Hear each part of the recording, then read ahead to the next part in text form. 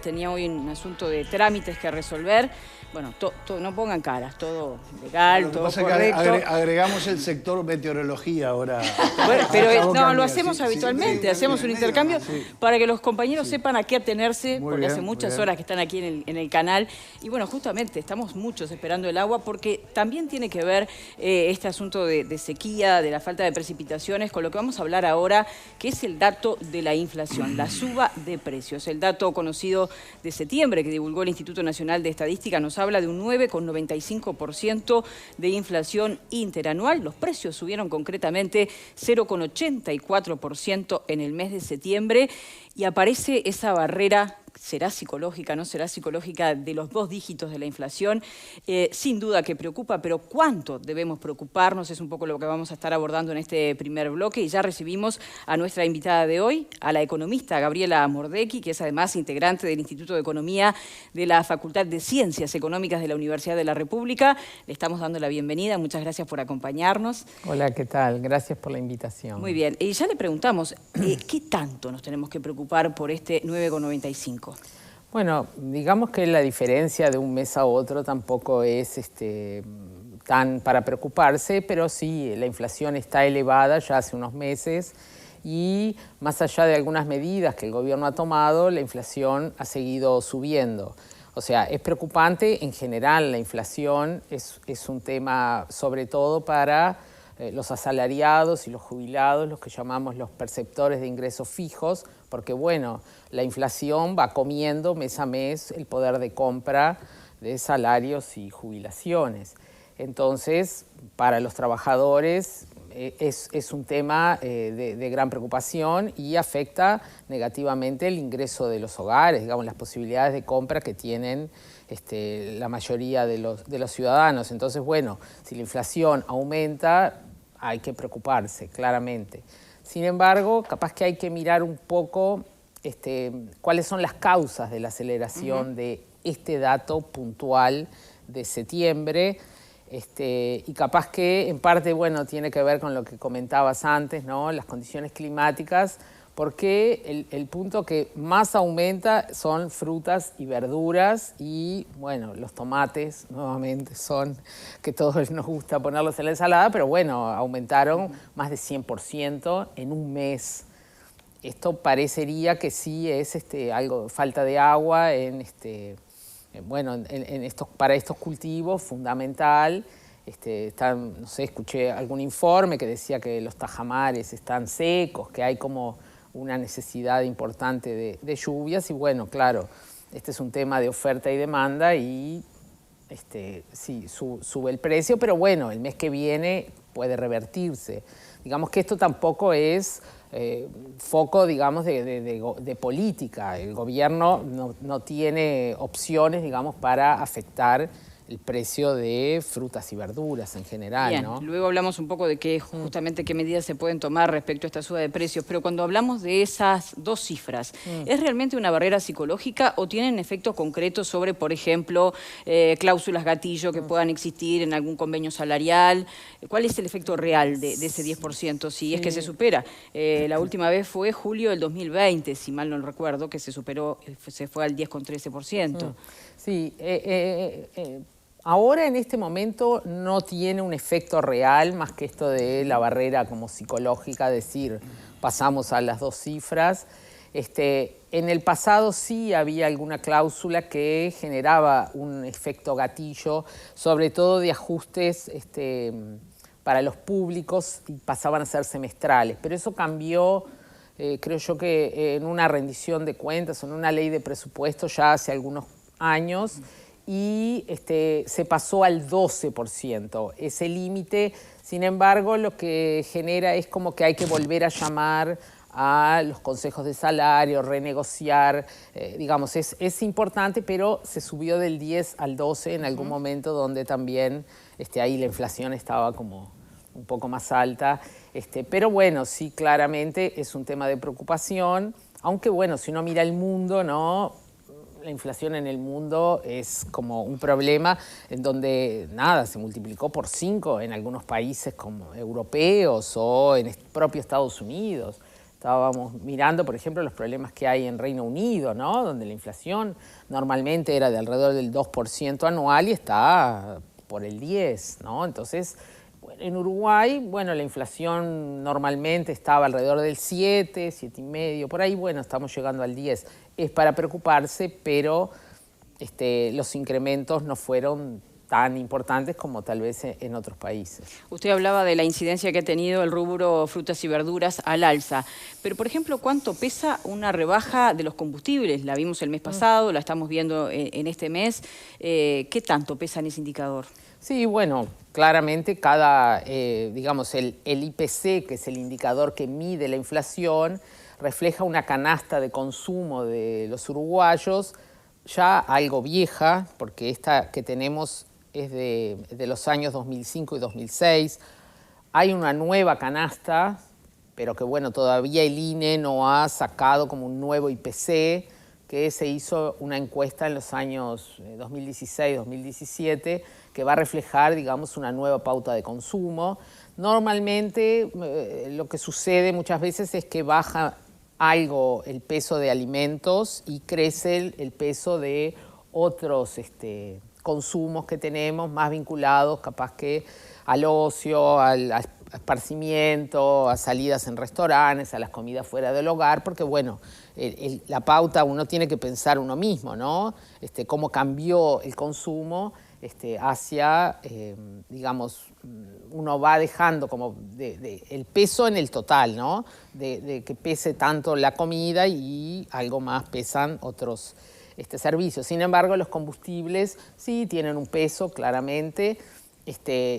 Lo que pasa es que a veces el peso del combustible demora en llegar porque hay un impacto directo, que es la baja, ¿no? En el precio del combustible, que tiene ahí un ponderador, pero luego, digamos, esto se incorpora en los precios de la mayoría de los productos que consumimos, que son transportados de un lado al otro, y entonces ahí, sin embargo, bueno, ahí lo que pesa más es el gasoil y no la nafta, que es lo que más bajó, que es lo que realmente bajó, ¿no? Entonces, también ahí una cosa es el transporte personal, ¿no? Que es el automóvil, si uno tiene, y otra es el gasoil, que bueno, es lo que usa el transporte colectivo, transporte de cargas y todo, digamos, en general. Entonces, digamos, hay que esperar que esa otra baja, veremos lo que sucede en este mes que estamos iniciando, que bueno, ahí parecería como que podría haber una reversión en esta caída del precio del petróleo que hemos estado viendo en estos últimos 2 meses, ¿no? Esta falta de actualización de la canasta que mide el Instituto Nacional de Estadística, ¿puede explicar, por ejemplo, una suerte de divorcio entre lo que la gente percibe y la cifra oficial? Por ejemplo, antes de comenzar comentábamos aquí con los compañeros de que la percepción de muchos de nosotros, o la sensación que se tiene, es que los precios subieron más que un 10%, que el costo de vida es mucho más elevado que ese 10% que refleja el INE. Y esto no es por cuestionar la cifra oficial, sino por bueno, compararla con lo que puede ser la percepción individual.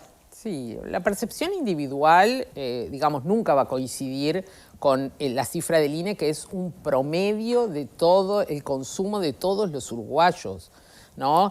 Entonces, donde si uno además entra, ve, bueno, el interior y Montevideo tienen como costos distintos, sobre todo en lo que tiene que ver con transporte, que uno en una ciudad grande es como un factor importante en el presupuesto familiar, mientras que, bueno, muchas localidades del interior, los lugares son todos más cerca, no hay este costo. Pero además, bueno, no es lo mismo la canasta de, no sé, una familia con hijos, donde uno tiene, ¿no?, el costo de la educación, digamos, del lleva y trae, de los cuidados, ¿no?, todo lo que tiene que ver por ejemplo, de una pareja joven sin hijos, que bueno, su principal costo capaz que es, más allá de la diaria, ¿no? Tienen salidas y, ¿no?, esta parte de esparcimiento. Entonces, como que la parte de percepción es lógico que no sea igual. Digamos, el INE lo que hace es seguir pautas de recomendaciones que hay. Claramente es costoso actualizar estas canastas porque implica un trabajo grande, que bueno, en parte está hecho, pero nada, todavía no han concluido Desde el INE dijeron que este año tal vez salía el nuevo IPC, pero por ahora no lo han anunciado, ¿no? ¿Qué pasa con los salarios? Venimos con una suerte de divorcio entre la suba de precios y el salario real. ¿Cómo impactan estas últimas cifras en eso? Sí, bueno, claramente, o sea, más inflación implica que se van a comer, digamos, ¿no? Hubo unos acuerdos que se adelantaron, ¿verdad? Algunos ajustes ahora en agosto y vimos cómo, o en julio, en realidad en julio fue una suba y bueno, pero la inflación a medida que avanza el año se va comiendo ese incremento. Entonces, bueno, si la inflación es más alta, el salario real va a volver a caer más rápidamente y luego para poder cumplir el objetivo del gobierno, que es que al fin del periodo, o sea, a fin de 2024, tengamos el mismo nivel que teníamos en 2019, bueno, van a precisar negociarse incrementos más altos, lo cual, bueno, para los públicos que están ahora, ¿no? Todos estos conflictos que estamos teniendo en el presupuesto, en parte van junto con las negociaciones salariales en las cuales, bueno, el gobierno no está mostrando que, por lo menos desde los salarios públicos va a haber una recuperación por lo menos el año que viene, ¿no? Se aleja también esto de, bueno, el objetivo del gobierno que era, además de la recuperación del salario, que la inflación esté en un rango meta de entre 3 y 7%. Bueno, en septiembre bajó a 6, el máximo, porque bueno, eso es algo que el Banco Central, que es el que lleva adelante esta política, lo fijó hace 2 años, porque esto es como con un horizonte de 24 meses se fija y bueno, nada, el Banco Central tampoco podía saber que iba a desatarse una guerra entre Rusia y Ucrania, que no todos estos conflictos, sobre todo con la parte de precios de combustibles y de algunos alimentos, iba a estallar. Entonces sí, que estamos quedando todavía más lejos del techo, digamos, de ese rango meta del Banco Central, ¿no? También, no sé, hoy o mañana creo que se reúne el Comité de Política Monetaria hoy y bueno, nada, digamos lo que se vislumbra es que tal vez va a aumentar nuevamente la tasa de interés, que bueno, después podemos comentar un poco. Sí, justamente eso le iba a preguntar. Usted decía, bueno, nadie puede saber lo que va a pasar en el mundo. Y entonces, ¿cuáles son las herramientas que tiene un gobierno de un pequeño país como el uruguayo, con este mercado tan limitado que tenemos, tan dependiente, por ejemplo, del precio del petróleo? ¿Qué medidas puede adoptar? Por un lado, estas medidas del Banco Central, bueno, ¿qué implicaría un nuevo aumento en la tasa de interés? Y por el otro, vuelven al tapete muchas veces cuando hablamos de esto, acuerdos de precios, quitas de tributos, medidas que ya se han aplicado para algunos productos básicos como puede ser el pan, las pastas y demás. ¿Qué paquete de medidas puede contener una inflación de estas características? Sí, bueno, digamos que el tema de combatir la inflación no es fácil porque Uruguay viene atravesando, digamos, después de la fuerte caída que tuvo la inflación en los 90, más allá de que con la crisis 2002 la inflación aumentó bastante, volvimos a estar por debajo del 10%, pero salvo en ocasiones muy puntuales, la inflación logró estar incluso dentro del rango meta del Banco Central que ha ido cambiando, ¿no? Digamos que para pensar la inflación tiene como distintas causas, ¿no? La causa no es única, entonces para las medidas de política deben ir dirigidas a la causa, si no, no van a ser efectivas. Entonces Uruguay primero es una economía bimonetaria, o sea, nosotros nos movemos en pesos y en dólares. Las medidas que aplica el Banco Central tienen que ver con los pesos, o sea, la parte de dólares no la puede controlar. No es acá. No. Lo que sí, el tema es que muchas veces esta suba de la tasa de interés, que teóricamente lo que debería afectar es el consumo, porque bueno, una tasa de interés más alta hace que el crédito sea más caro y además vuelve más atractivo el ahorro frente al consumo. Esa es un poco la cuestión. En Uruguay, el canal a través del cual afecta la inflación es el dólar. ¿Por qué? Porque los títulos que están en pesos, al subir la tasa de interés, se vuelven más atractivos y se deshace posición en dólares, ¿no? Venden dólares y compran estos letras de regulación o los papeles, digamos, que estén pagando esta tasa de interés. Entonces eso hace caer el dólar. Que bueno, es que estamos viendo, ¿verdad? El dólar en Uruguay está como planchado. En parte eso se debe a este factor y bueno, y a otros también de qué es lo que está pasando en el mundo, ¿no? Más allá de que están aumentando las tasas de interés en Estados Unidos, bueno, en Europa, etcétera, todavía están en niveles muy bajos, está al 2%, o sea, estaba en cero la tasa de la Reserva Federal para los bonos, y ahora está en alrededor de 2, pero bueno, dijimos, tiene una inflación de 10, o sea, claro, por ahí, o sea, todavía tienen una tasa real negativa importante. Y en Uruguay, bueno, tenemos la inflación ahora, bueno, llegando a 10, la tasa de política monetaria está en 10,25 y bueno, no sé, se espera que aumente, no sé, sabemos si a 10,5, a 10,75, ese es como el margen. Entonces, bueno, tienen un rendimiento en pesos positivo y bueno, eso afecta, digamos, esta decisión de los agentes en qué invertir, de Uruguay en general, también en esta época no tanto, pero también a veces vienen fondos del exterior a comprar estos títulos, operaciones de muy corto plazo, ¿no? Pero bueno, sí afectan el mercado del dólar. Bien, esa es una de las posibilidades. Al regreso de la tanda le consultamos por algunas otras medidas que se puedan tomar y además las inquietudes de los compañeros panelistas y también de los televidentes que nos están escribiendo en las redes sociales. Hacemos la primera pausa y ya regresamos. Entre el